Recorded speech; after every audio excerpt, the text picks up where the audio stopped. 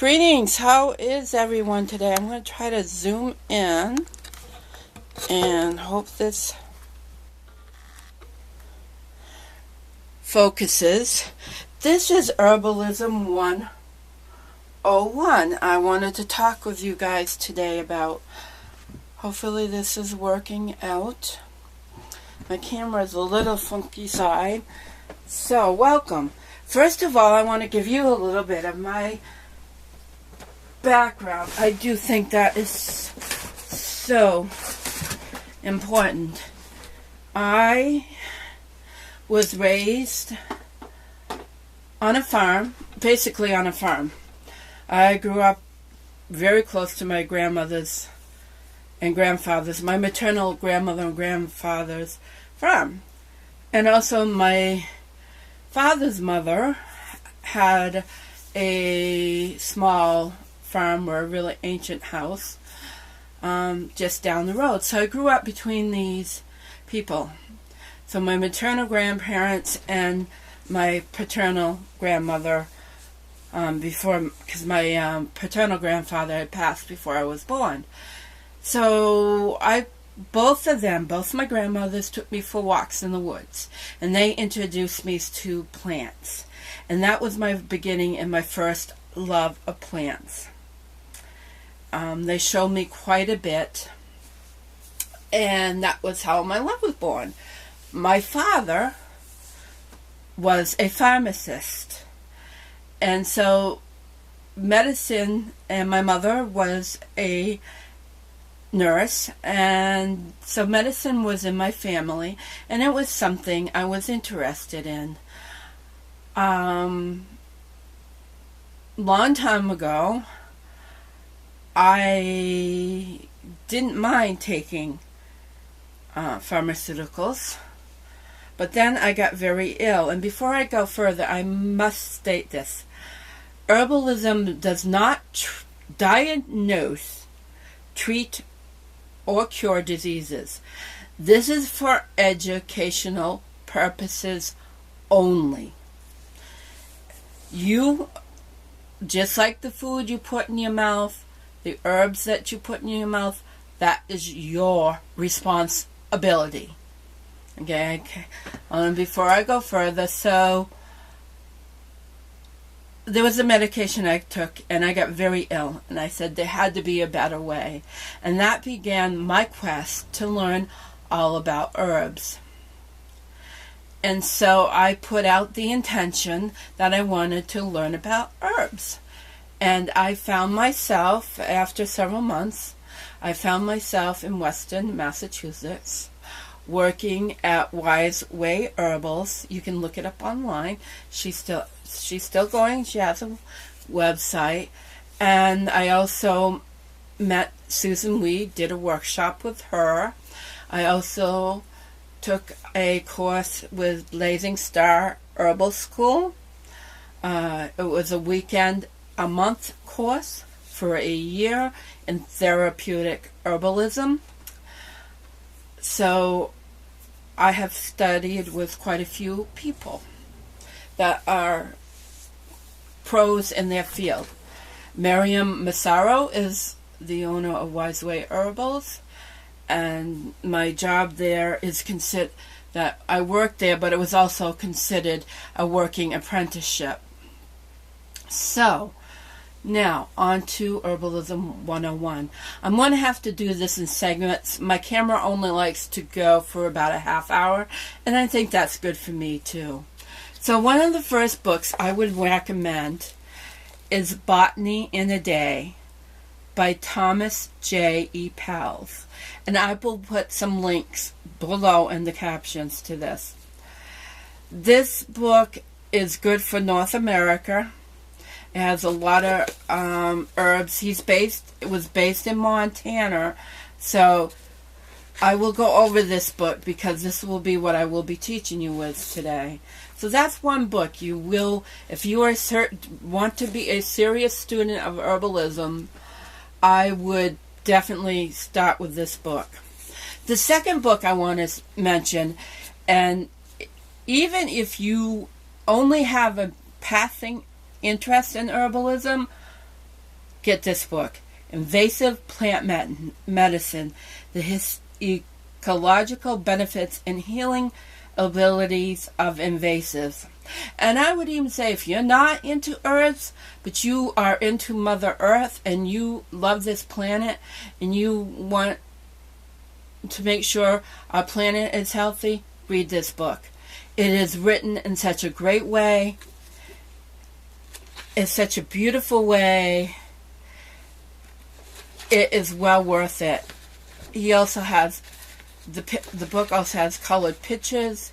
He has what is called a materia medica in the back of all the plants that he talks about. And it's just really great. It is really wonderful. I'm just looking for something here, and I can't look when I hold the book for you. He has some beautiful photographs in the center of the book of some of the plants that he speaks about. So this is really a great book. I would love, I think this book should be in schools. It should be a part of I knew I was going to stumble. The curriculum. You know, if you're a teacher, please do yourself and your students a favor and have them read this book, even if you recommend it for extracurricular activities. So, now on to the basics. One thing, herbalism, there's a lot of confusion with the FDA. And this is what I am going to say. Herbs are not supplements. And supplements are not herbs. When you are using herbs in the proper way, they are not supplements like you will go and pick up at your local store. This is a totally different animal. Can you pick up herbs at stores? Yes. But you need to know it's not like walking in and picking something off the shelf. It's totally different. Herbalism is a specific study of plants and their properties and what they have to offer us. So, what I want to educate you on the best that I can is how to study an herb. So what I would like you to do, if you're going to follow along with this series with me, I would like you to pick an herb that you would like to study.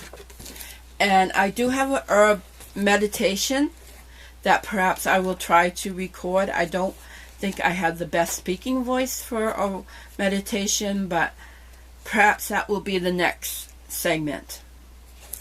So, in the back of the book that I am looking at, I want to get to the right part so that we are all on the same page.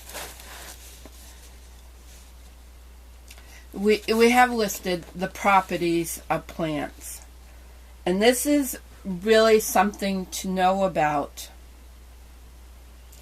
that you want to be aware of when you are learning about herbs. It is highly important that you have a basic knowledge of the properties of plants. Also, they are called constituents, chemical makeup of plants. Because it's very important, because when you find that's a specific claim about a plant, if you know the basic makeup of that plant, then you can understand if they're loading you with a bunch of bull, because I've seen a bunch of bull about plants out there, then you will understand that they're probably not on the right track. So, plants have a basically, and then he goes into more details, but I'm just going to go over the basics. They have carbohydrates, which everyone is familiar with carbohydrates. Glucosides, which is a sugar compound. Flavonoids, which gives plant its favorite flavors, and a lot of them have acids, alkaloids, acids, some have latex, and volatile or essential oils. Sounds familiar, doesn't it? Resins. Not all plants have these, but these are some of the basic and most common. And bitters and gelatin. So that brings me to taste. Plants have specific taste. So if you taste a plant, you will notice, does it taste bitter? Does it taste sweet? Is it salty? Or is it pungent? Now, a pungent herb to me might be garlic. It's not sweet. It's not spicy. And it's not bitter. But it has a really strong, it's really strong. And these tastes are what give you a clue to what that herb can be used for. For example, something extremely bitter is good for digestion. It helps get those digestive fluids in motion. One of the most common, which people cover up with a lot of sugar, one of our common bitters that everybody is familiar with is coffee. Coffee is a bitter. It should have a little bitterness to it. And usually the bitters come from the flavonoids. So these are things that you will get to know once you start getting into the studying that. And when you know the base constituents, that gives you an idea of what the plant can be used for. Acids we spoke about, tannic acids. I dye wool with plant material.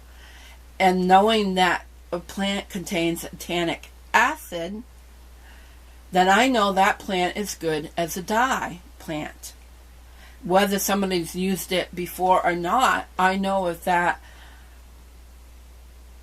plant is full of tannic acid, then it is definitely have good chance it will be a good dye plant. So these are some clues that you will know. A plant that is full of essential and volatile oils would have a very strong odor to it, a scent that is very good for you. Has good properties as a odorant plant.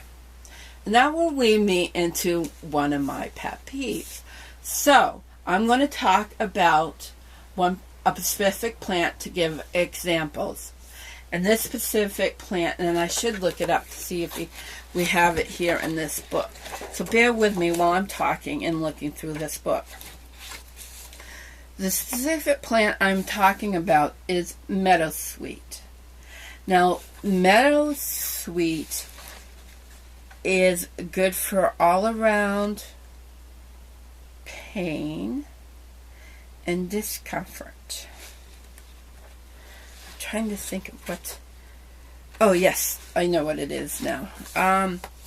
It's good for that, but what most people don't realize is Meadowsweet is a plant that gave us aspirin. As I was talking about, each plant has a specific compound or constituent. And what Meadowsweet has in abundance is salicylic acid. Let me find it so I can get it right, because sometimes I get it messed up a little bit with my words. So it's a C. I don't want to give it wrong, and I should have looked this up before I started, but I didn't know I was going to do it, and I just you need to It's acetylsalicylic acid, I believe, is what is the basic of aspirin.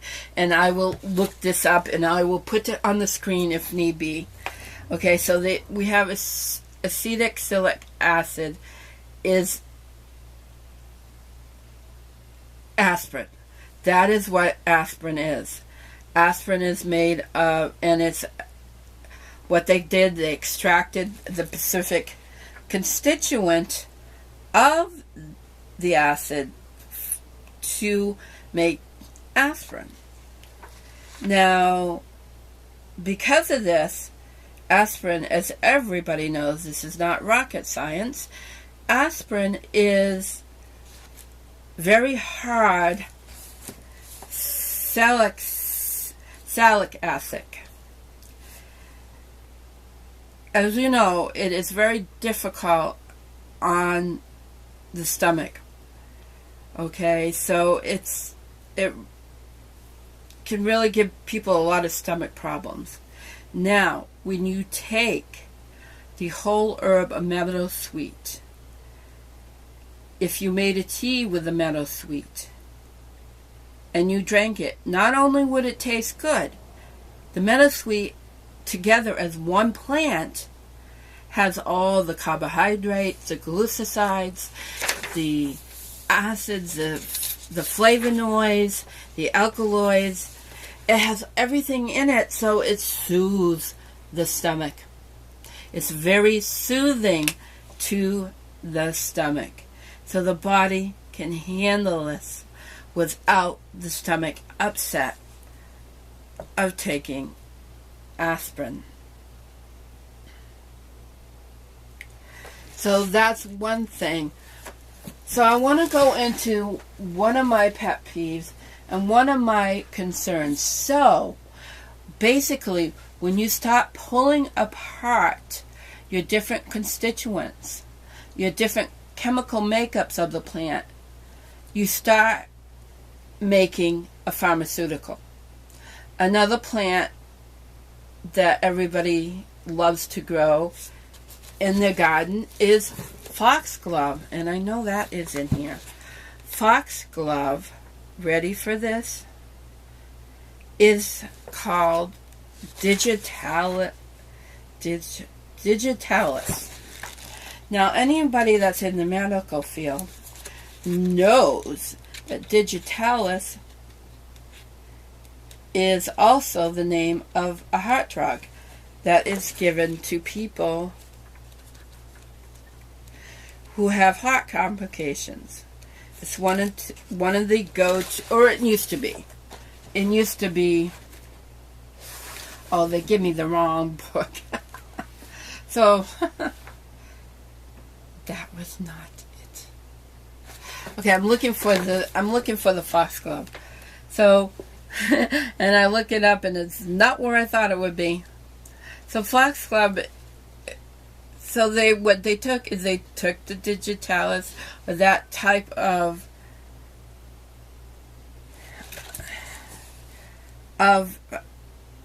constituent, and they pulled that out of Foxglove, and that they created a heart drug with that. So that your garden variety Foxglove. Okay, 130. It says page 136. And I go to 136. And I do not see Foxglove. Oh, there it is. Okay. So as you can see here, it tells you what part of the family it is. There's plants are categorized into different families, and they all have Latin names. And the reason for the Latin names is so that if you go to another country or even another part of the world, they may have different names. So if you know the Latin name, you know you are getting the right plant. So, Foxglove. So, digitalis is often planted domestically and contains dangerous cardiac glucosides used for heart arrhythmia. This just touching the plant may cause rashes, nausea, and headache. So that's why we need to know what we are dealing with. Plants are extremely powerful. They are not to be taken lightly. They need our full attention. So, let me see if they have... They don't have a particular...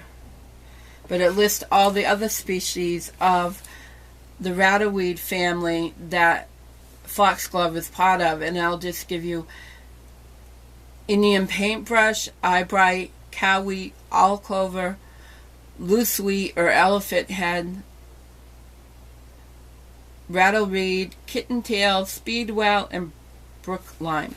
So you can see there's really a lot of diversity in the plant families. So that's what this book, that's why I really recommend this book. So I want to go back to, and this is raw and organic, people. I didn't write anything down, so bear with me because sometimes I like to go with the flow, so to speak.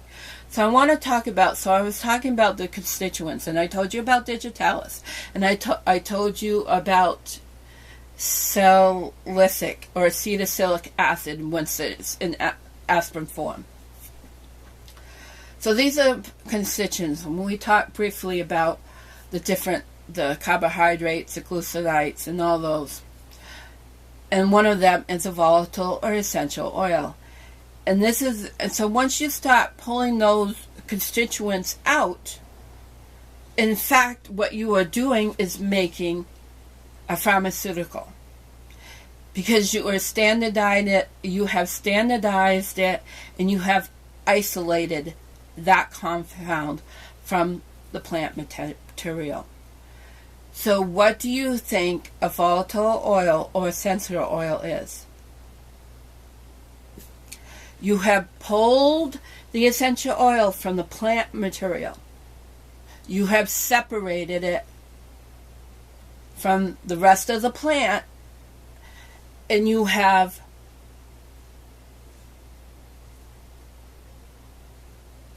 isolated it, and in some ways you have standardized it. So what is an essential oil? Bulia? Okay, I digress. You're essentially making a pharmaceutical. When essential oils came out, they were first used in aromatherapy because they are so strong and so potent that they affect the olfactory system. That's your nasal passages. Okay, you hear pharmaceuticals nowadays that are administered through the nasal passages. Okay, so what essential oils do are they're so strong and powerful, they work on your olfactory senses. Okay, when I get a headache or I am having panic attacks, I will sniff essential oils to help with a panic attack, to help with the headaches. I repeat, I am not ingesting essential oils because it is a constituent, one part of the plant that has been separated. It has been removed from the rest of the plant material. And not only that, what did I say? Once you start pulling everything apart from a plant and you extract one particular part of that plant, you're essentially making a pharmaceutical. And the rant about essential oils. Be very careful if you are putting essential oils directly on your skin. Be extremely cautious. if you are ingesting essential oils. You best know what you are doing. You best be well educated in herbalism. You need to know what you are consuming. Just because a specific company says, oh, you should be ingesting this, doesn't mean you should be. Okay, done with that. Now, so this is essentially the beginning, and I think I'm going to go on and do a part 2 on how to read, because I don't want to make it too long. So, and I really want to get together some notes. This was just my opening. So and I want to know if you're interested in more after my little rant. And then I will go from there. But next would be pulling apart, looking at Materia Medica. So if you want to go on into Materia Medica, on how to read a Materia Medica, that's what will be coming up next. And I really hope you enjoyed my video. I love talking about herbs. They are my passion. This is part of my soul's purpose. That's what I'm here for. And beside tarot, I'm here for tarot too. But it all ties in together. And someday you're going to see how it all ties in together. Over and out for now. Much love.